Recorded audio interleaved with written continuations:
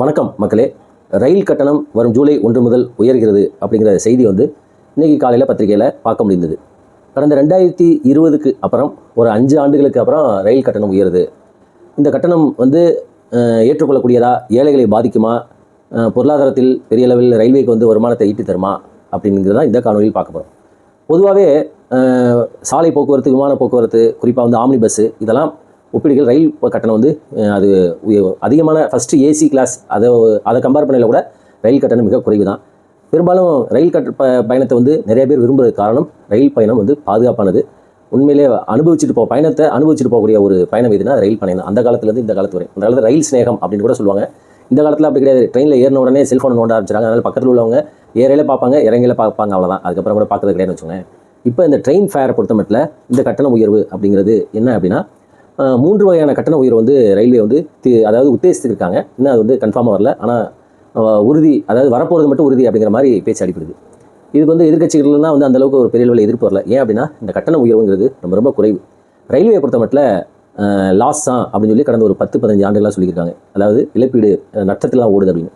Operating ratio அப்படின்னு சொல்லி ஒரு ரேஷியோ இருக்குது. ஆப்ரேட்டிங் ரேஷியோ அப்படின்னா ₹1 சம்பாதிக்கிறதுக்கு ரயில்வே எவ்வளவு செலவு செய்யுது அப்படின்னு. இப்போ சாதாரணமாக நம்ம சொல்ல பார்த்தீங்களா, பட்ஜெட்டில் ₹1 போட்டு 50 பைசா இதில் வருது, 40 பைசா பெட்ரோல் வருது, டீசல் வருது அப்படின்னு சொல்ல முடியல. அதே மாதிரி ரயில்வேயை பொறுத்த மட்டும் ₹1 ரயில்வே சம்பாதிக்கிறதுக்கு 90 பைசா செலவு செய்யுது அப்படின்னு சொல்லியும், ரயில்வேயில் ஓடக்கூடிய அனைத்து பேசஞ்சர் எக்ஸ்பிரஸ் ட்ரெயின்கள் அனைத்துமே நஷ்டம் தான் அப்படிங்கிற ஒரு கருத்து சொல்கிறாங்க.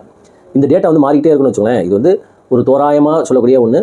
என்னதான் இருந்தாலும் அந்த 90 பைசா கூட இருக்கலாம், சில சமயம் ₹1 10 பைசா கூட இருக்கலாம். ஆனால் ரயில்வே பொறுத்த மட்டும் ஒரு பெரிய லெவலில் லாபம் கிடையாது அப்படிங்கிறதா ஒரு கருத்து. பொதுவாகவே போக்குவரத்தை பொறுத்த மட்டும் எல்லாமே நஷ்டம் தான். நீங்கள் விமானத்துறையை நம்ம எடுத்துக்கிட்டாலும் சரி, விமானத்துக்குலாம் இண்டிகோ தான் சமீபத்தில் எனக்கு தெரிஞ்சு லாபத்தில் இயங்கினதாகவும், மற்ற எல்லாமே நஷ்டத்தில் தான் ஓடிக்கிருக்கு அப்படின்னு சொல்லுவாங்க. அதனால தான் பார்த்தீங்கன்னா விமான போக்குவரத்தை பொறுத்தளவுக்கு அந்த கம்பெனிகள் மாறிக்கிட்டே இருக்கும். ரொம்ப நாள் இருக்கக்கூடிய சில கம்பெனிகள் தான் வித்திஸ்டான் பண்ணிங்க அப்படின்னா நஷ்டத்தில் இருக்கிறனால என்ன பண்ணுவோம் அப்படின்னா, பெரிய பெரிய கம்பெனிகள்லாம் அடுத்த கம்பெனி வித்துட்டு போயிடுவாங்க. எனக்குலாம் தெரிஞ்சு சின்ன பிள்ளைங்க NEPCலாம் பார்த்துருக்கேன். அதெல்லாம் இப்போ எங்கே போச்சுன்னே தெரியலன்னு சொல்லுவாங்க. அந்த மாதிரி நிறையா விமான போக்குவரத்துலேயே பாருங்கள், இந்தியாவில் ஓடக்கூடிய முக்கால்வாசி அரசு போக்குவரத்து கழகங்கள் எல்லாமே நஷ்டம் தான். தனியார் போக்குவரத்து கழகங்கள் கொஞ்சம் லாபத்தில் ஓடுது அப்படின்னா அது காரணம் என்னென்னா, இழுத்து பிடிச்சி ஓட்டுறதுனாலையும் சரி, பெரிய லெவலில் தனியார் போக்குவரத்து கழகங்கள் லாபம் கிடையாது. உடனே நீங்கள் ஆம்னி பேருந்து தூக்கிட்டு வந்துடுறாங்க. பொதுவாக சொல்லுவாங்க, ஆம்னி பேருந்தை தவிர ஆம்னி பேருந்துமே என்ன சொல்கிறாங்க அந்த முதலாளிகள் அப்படின்னா, எங்களுக்கு லாபமே இந்த பண்டிகை நாட்களில், இந்த பொங்கல் தீபாவளி டைமில் நாங்கள் சம்பாதிக்கிறதா சார், மற்றபடி எங்களுக்குலாம் மற்ற நாட்களில் ஓடுறது ரொம்ப நஷ்டம் அப்படின்னு சொல்லி சொல்கிறாங்க. அதுக்கு காரணம் என்ன அப்படின்னு பார்த்தீங்கன்னா, இந்த ஒரு பேருந்து ஒரு சாதாரண ஒரு விபத்து ஏற்பட்டாலே அது முழுவதும் அதனான அந்த முதலீடு போயிடும் அப்படின்னு சொல்லி சொல்லுவாங்க. இப்போ KPNலாம் எடுத்துக்கோங்க, 42 பஸ்ஸை 2015 10-11 நினைக்கிறேன், நம்ம இந்த காவிரி பிரச்சனை எல்லாம் எரிச்சாங்க அங்கே கர்நாடகாவில். அப்போ அதெல்லாம் பார்த்தீங்கன்னா அவருக்கு இந்த KP நடராஜன் அவர் ஒரு மிகப்பெரிய இழப்பு. அந்த மாதிரி போக்குவரத்தை பொறுத்தப்பட்ட எல்லாமே நஷ்டம் தான். இப்போ தனியார் பேருந்துகளுமே பெரும்பாலும் நஷ்டத்தில் ஓடானாலும் அதை இழுத்து பிடிச்சி ஓட்டிருக்காங்கன்னு வச்சுக்கோங்க. அந்த மாதிரி ரயில்வேயுமே கூட ஒரு பெரிய லெவலில் லாபம் இயங்குது, லாபத்தில் இயங்குதுன்னு சொல்ல முடியாது.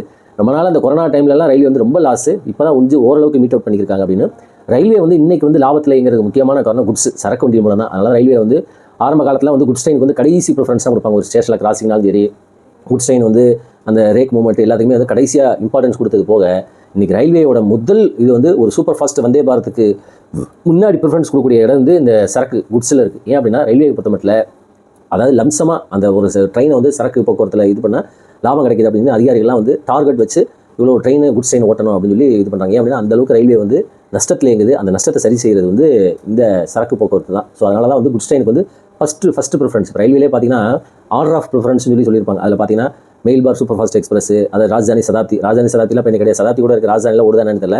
அதுக்கப்புறம் மெயில்பார் எக்ஸ்பிரஸ், அதுக்கப்புறம் ஆன்லைன் எக்ஸ்பிரஸ், அதுக்கப்புறம் ஃபாஸ்ட் பேசஞ்சர், அதுக்கப்புறம் குட்ஸ் ட்ரெயின். இப்படி தான் ஆர்டர் ஆஃப் ப்ரிஃபரன்ஸ். இது என்ன ஆர்டர் அப்படின்னா ட்ரெயின் ஓட்டுறதுல இப்போ அதெல்லாம் மாறிடுச்சுன்னு வச்சுக்கோங்களேன். அப்போ ஃபஸ்ட்டு ப்ரிஃபரன்ஸுங்கிறது குட்ஸுங்கிற மாதிரி ஆயிடுச்சு. அது காரணம் என்னன்னா, இந்த குட்ஸ் ட்ரெயின் தான் இன்றைக்கி ரயில்வே தாங்கி பிடிச்சிருக்கு அப்படின்னு சொல்லி சொல்கிறாங்க. சரி, இப்போ இன்றைக்கி என்ன மேட்ரு அப்படின்னு பார்த்தீங்கன்னா, இந்த விலை உயர்வு ரயில்வே உத்தேசித்திருக்காங்க அப்படின்னு சொல்லி சொல்கிறாங்க. அது 3 வகையான கட்டணம் சொல்கிறாங்க. ஒன்று ஏசி ட்ரெயின்ஸ், அதாவது குளிர்சாதன பெட்டி வண்டி உள்ள அந்த ஏசி இதுக்கு 2 பைசா 1 கிலோமீட்டருக்கும், நான் ஏசி அதாவது ஏசி இல்லாத பெட்டிகளுக்கு 1 பைசாவும் உயர்த்ததாக பிளான் பண்ணியிருக்கலாவும். அதே மாதிரி அன்ரிசர்வ்டு அதாவது முன்பதிவு இல்லா பெட்டிகளில் 500 கிலோமீட்டருக்கு மேலே 0.5 பைசா, 0.5 பைசே உயர்த்துறதுக்கும் பிளான் பண்ணியிருக்கதா ஒரு செய்தி வருது. இதில் எந்தெந்த ஃபேர்லாம் உயர்த்தலை அப்படின்னு பார்த்தீங்கன்னா, சபர்பன் அந்த புறநகர் ட்ரெயின்ஸ், இப்போ சென்னையிலேருந்து பீச் ஓடுது பார்த்தீங்களா, பீச் டு தாம்பரம் செங்கல்பட்டு அந்த ட்ரெயினில் உயர்த்தப்படலை. அதேமாதிரி சீசன் டிக்கெட் ஹோல்டர்ஸ் அவங்களுக்கு உயர்த்தப்படலை அப்படிங்கிற செய்தியை நம்ம பார்க்க முடியுது. அப்போ ஏசி, நான் ஏசி, அன்ரிசர்வ்டில் 500 கிலோமீட்டர் மேலே போகிறவங்களுக்கு 0.5 பைசே இதுதான் உயர்த்துறதா ரயில்வே திட்டமிட்டிருக்கதா செய்திகள் வருது. இந்த இதனால் வந்து ரயில்வேக்கு வந்து ஒரு 500 கோடி ரூபா ஜென்ரேட் ஆகும் அப்படின்னு சொல்லி சொல்கிறாங்க. அது எந்த அளவுக்கு அப்படிங்கிறது தெரியல.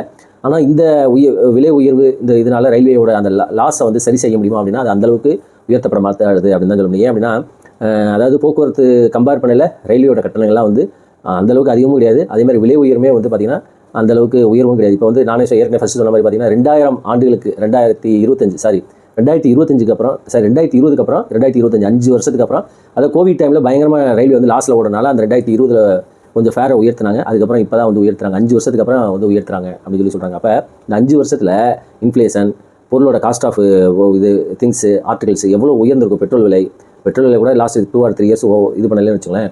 அப்போ மற்ற பொருட்கள், எம்ப்ளாயோட சம்பளம் எல்லாமே உயர்ந்துருக்கு. ரயில்வே வந்து தன்னுடைய வருமானத்தில் 60% தன்னுடைய எம்ப்ளாய்க்கு சம்பளம் கொடுக்குது. அதில் 40% வந்து பார்த்திங்கன்னா பென்ஷனர்ஸ் கொடுக்குறாங்கன்னு வச்சுக்கோங்க. அப்போ இது அவங்களுக்கு வந்து டிஏ கொடுக்கணும். எல்லாமே மத்திய அரசு என்னென்ன கொடுக்குறாங்களோ அத்தனையும் வந்து ரயில்வே வந்து தன்னுடைய எம்ப்ளாயி கொடுக்கணும். அது வந்து நான் கொடுக்க தப்பு அதை கொடுக்கக்கூடாதுன்னு சொல்லலை. இப்போ இதெல்லாம் ரயில்வேக்கு வந்து ஒரு பர்டன். அப்போ இப்போ வந்து அடுத்து பே கமிஷன் கொடுக்குறாங்க அப்படின்னா ரயில்வேல வந்து அதிகமான கிட்டத்தட்ட 14 லட்சம் எம்ப்ளாய் இருக்காங்க. இந்தியாவிலே லார்ஜஸ்ட் எம்ப்ளாய் உள்ள ஒரு ஆர்கனைசேஷன் வந்து பார்த்திங்கன்னா ரயில்வே தான். அப்போ அவங்களுக்குலாம் வந்து இப்போ அந்த பே கமிஷன் கொடுக்கணும். அப்போ இது எல்லாமே வந்து ரயில்வே தான் தன்னுடைய அந்த எக்ஸெக்கர் கருவூலத்துலேருந்து கொடுக்கணும் அப்படின்னு சொல்லுவாங்க. அப்போ அதுக்கெலாம் வந்து ரயில்வே வந்து தன்னுடைய வருமானத்தில் தான் கொடுக்கணும். அப்போ அதனால தான் ரயில்வே வந்து என்ன செய்யுது, இந்த மாதிரி நஷ்டத்தில் இயங்குறது. அதாவது ₹1 சம்பாதிக்கிறது 90 பைசா 95 பைசா அப்படின்னு சொல்லி சொல்லக்கூடிய கணக்கு. அப்போ இந்த விலை உயர்வு வந்து ஒரு பெரிய லெவலில் ரயில்வேக்கு வந்து வராது அப்படின்னு தான் கருதப்படுகிறது. ரயில்வே வந்து தன்னுடைய வருமானத்தை வந்து இப்போ டிக்கெட் ஃபேர்லாம் ஏற்றினா அது வந்து பொதுமக்களை பாதிக்கும். இன்னொன்று ஓட் பேங்க் பாலிடிக்ஸ். இப்போ வந்து அடுத்த 2 மாநிலத்து சட்டமன்ற தேர்தல் வரப்போகுது, பீகார். ஸோ அதனால் கூட ரயில்வே பெரும்பாலும் மத்திய அரசு வந்து என்ன செய்யறதில்ல, ஃபேரை வந்து உயர்த்துறதுக்கு அலோவ் பண்ணுறது கிடையாதுன்னு வச்சுக்கோங்களேன். அப்போ அதுக்கு தான் ரயில்வே வந்து பல மற்ற வழிகளில் விளம்பரங்கள் மூலம் சம்பாதிக்கிறது, ரயில்வே இடத்த வந்து வாடகைக்கு விடுறது, அதே மாதிரி இந்த கேன்சலேஷன் ஃபீ எல்லாம் வந்து ரீஃபண்ட் கொடுக்குறத கம்மி பண்ணுறது, அதே மாதிரி புதிய ட்ரெயின்கள் விடுறது, அதாவது அந்தோதியா ட்ரெயின், அதே மாதிரி பார்த்திங்கன்னா வந்தே பாரத் ட்ரெயின்ஸ்லாம் லாஸ் தான் சொல்கிறாங்க. கிட்டத்தட்ட 100 கோடி ரூபா இழப்பு அப்படின்னு தான் சொல்கிறாங்க இல்லையா. அது பெரிய லெவலில் ரயில்வேக்கு வந்து லாபத்தை ஈட்டலை அப்படின்னு தான் சொல்கிறாங்க. ஸோ இந்த மாதிரி ரயில்வே பொறுத்த மட்டும் விலை உயர்வுங்கிறது கண்டிப்பாக அதாவது ரிவைஸ் பண்ணணும் அப்படின்னு தான் சொல்கிறாங்க.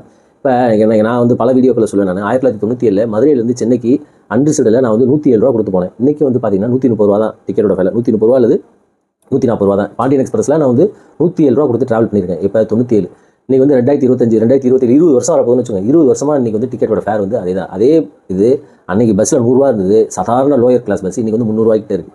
நீங்கள் ₹100 மதுரையிலேருந்து சென்னைக்கு வரவே முடியாது. அப்போ கரஸ்பாண்டிங்காக அந்த மற்ற கட்டணங்கள்லாம் உயருது. ஆனால் அதுக்கு தகுந்த மாதிரி ரயில்வேயோட கட்டணங்கள் உயருது அப்படின்னா அது கிடையாது. அப்போ வந்து என்ன செய்யணும்னா ரயில்வேயோட ஃபேரை வந்து ரிவைஸ் பண்ணணும், உயர்த்தணும். அதை உயர்த்தி அது வந்து ரயில்வேக்கு வந்து லாபத்தை ஈட்டு தரக்கூடிய ஒரு இதை கொண்டு வரணும். இப்போ ரயில்வேல வந்து எந்த ஒரு புதிய திட்டம்னாலும் சரி, புதிய ட்ரெயின் இது கேட்டாலும் சரி, ரயில்வேயோட அதிகாரிகள் சொல்லக்கூடியது இருக்கிற ட்ரெயினை நஷ்டத்தில் ஓடுதுங்க, கட்டாயப்படுத்தி தான் வந்து சில ஸ்கீம்ஸு, சில ட்ரெயின்ஸு பொலிட்டிக்கல் ப்ரெஷர்னால தான் இயக்கிறோம் அப்படின்னு சொல்லுவாங்க.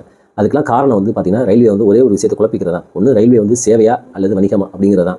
சில ரொம்ப நெருக்கி போனீங்கன்னா ரயில்வே வந்து சேவைம்பாங்க, கொஞ்சம் லெவலாக விட்டிங்கன்னா ரயில்வே வந்து வணிகம் அப்படின்னு சொல்லி சொல்லுவாங்க. முதல்ல இதை வந்து மத்திய அரசு வந்து என்ன செய்யணும் அப்படின்னா தீர்மானிக்கணும், எது சேவை எது வந்து வணிகம் அப்படிங்கிறது. இப்போ இது ரெண்டும் இருக்கிறதுனால தான் இந்த மாதிரி எந்த ஒரு மற்ற நாடுகள்லாம் வந்து பார்த்திங்கன்னா ரயில்வே துறை வந்து எங்கேயோ வளர்ச்சி, அதிக புதிய ட்ரெயின்கள் விடுறது, ஸ்பீடு அந்த மாதிரிலாம் போயிடுச்சு. ஆனால் இன்ன வரைக்கும் பார்த்திங்கன்னா இந்தியாவில் வந்து நம்ம வந்து 130 km இப்போ தான் வந்தே பாரத் கொண்டு வந்துருக்கோம் சொல்லுங்கள். அதை தாண்டி நம்ம போகிறது இல்லைன்னு வச்சுக்கோங்களேன். அப்போ இதெல்லாம் காரணம் என்ன அப்படின்னா மத்திய அரசு வந்து இதுக்கு வந்து ஒரு புதிய ரிவைஸுக்கு இதை கொண்டு வந்து முழுவதும் வந்து என்ன செய்யணும் அப்படின்னா ஃபண்டிங் பண்ணணும். இதே சமயத்தில் தேசிய நெடுஞ்சாலைகள்லாம் எடுத்துக்கோங்க. அவர் நிதின் கட்காரி அவங்க பார்த்திங்கன்னா கிட்டத்தட்ட 6 வழிச்சாலை 4000 கோடி 14000 கோடி 20000 கோடின்னு சொல்லி காசை இறைச்சி அவங்க வந்து பாதைகள் போடுறாங்க. இப்போ மும்பை டு அகமதாபாத், மும்பை டு பெங்களூர் 6 வழி பாதை, 14 வழி பாதை, 8 வழி பாதைலாம் போடுறாங்க. அப்போ அவங்களுக்குலாம் வந்து தேசிய அந்த NHA நேஷனல் ஹைவே அத்தாரிட்டி அவங்களுக்குலாம் வந்து எந்த விதமான பண நெருக்கடி எதுவுமே வரது கிடையாது. ஆனால் அதே சமயத்தில் ரயில்வேயில் ஒரு திட்டம் தீட்டி அதை வந்து அமல்படுத்துறதுக்கு ஏகப்பட்ட செக் அண்ட் பேலன்ஸ். அப்போ இது வந்து என்ன செய்யணும், மாற்றணும், இது வந்து சரி செய்யணும்.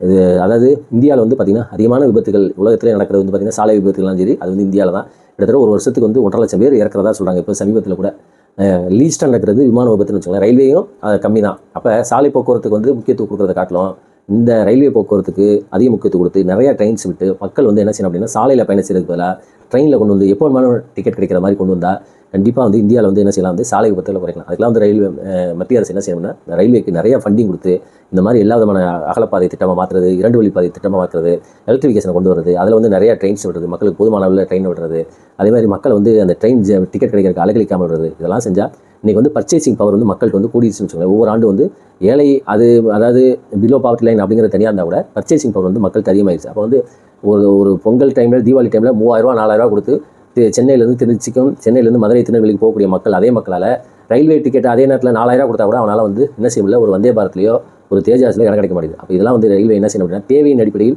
எப்படி வந்து பார்த்தீங்கன்னா அரசு போக்குவரத்து சொல்கிறாங்க பார்த்தீங்களா, 300-3000 பஸ் புதுசாக விடுறோம், அது புதுசாக விடுறாங்களா பொருளே இல்லை. அதே மாதிரி இந்த ஸ்பெஷல் ட்ரெயின்ஸ் மாதிரி நிறைய விடணும். ரயில்வே வந்து லாஸ்ட் மினிட்ல வந்து இந்த ஸ்பெஷல் ட்ரெயின்லாம் விட்டு என்ன செய்யுது, இந்த மாதிரி மக்களுக்கு வந்து போய் சேராமல் அது வந்து காலி பெட்டிகளாக இயங்குறது. அந்த மாதிரிலாம் இல்லாமல் நிறைய புதிய ட்ரெயின்லாம் விட்டு கண்டிப்பாக மக்களுக்கு வந்து ரயில்வே வந்து ஒரு சேவையாக தான் இருக்கணும் அப்படிங்கிறத என்னுடைய கருத்து. தொடர்ந்து பேசுவோம். நன்றி, வணக்கம்.